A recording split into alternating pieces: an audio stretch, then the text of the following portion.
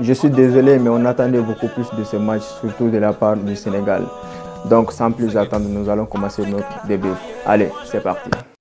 Franchement, Naby Keita, il a géré, il a encore une fois prouvé qu'il était non seulement le capitaine, mais aussi le leader incontesté de cette équipe guinéenne. Donc, il a encore une fois mené son équipe.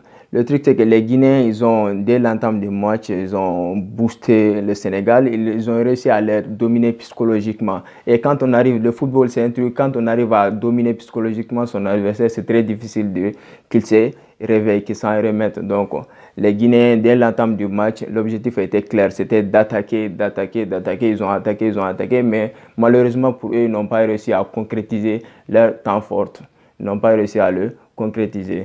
Donc malheureusement pour eux, sinon ils ont bien dominé la première. Un match assez mitigé de la part des deux équipes.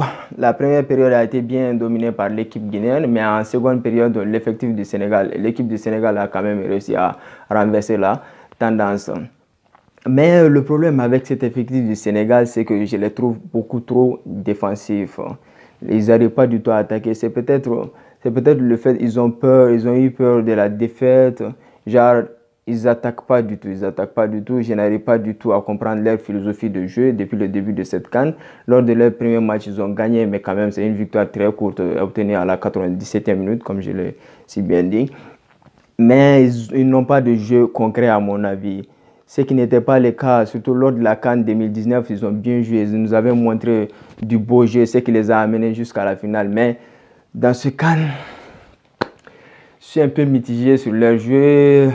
Je pense qu'ils se posent beaucoup plus sur l'individualité que sur le jeu collectif, ce qui n'est pas une chose très recommandée. Si on regarde par exemple le cas de l'effectif du Nigeria qui joue collectivement, je trouve que le Nigeria a quand même un collectif vraiment super qui joue ensemble. C'est ce qu'on appelle un jeu d'équipe.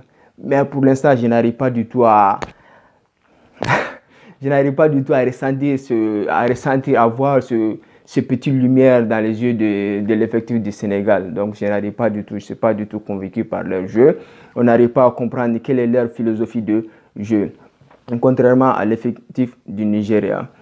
Donc, peut-être lors du troisième match, ils vont réussir Ils ont quand même sorti avec un point dans ce match. Un point, je pense, un match nul bien mérité de la part des deux équipes. L'équipe guinéenne n'a pas du tout démérité. C'est un point. Ils auraient quand même pu mériter même la victoire. S'ils avaient gagné, ce serait quand même mérité parce qu'ils nous ont montré de très belles choses. Surtout Naby Keita qui a quand même vraiment bien mené cet effectif guinéen. Donc un match qui se termine 0-0. Comme je l'ai dit, un partage de points bien mérité de la part des deux équipes. Donc, on attend surtout la réaction des deux équipes lors du troisième match. Donc, maintenant, le Sénégal et la Guinée qui se partagent la tête de leur groupe. Donc, on attend leur réaction lors du troisième match. Donc, les amis, c'est tout pour aujourd'hui. Si la vidéo vous a plu, n'hésitez pas à vous abonner, à mettre beaucoup de likes. On se retrouve pour le résumé des autres matchs de la journée. Merci.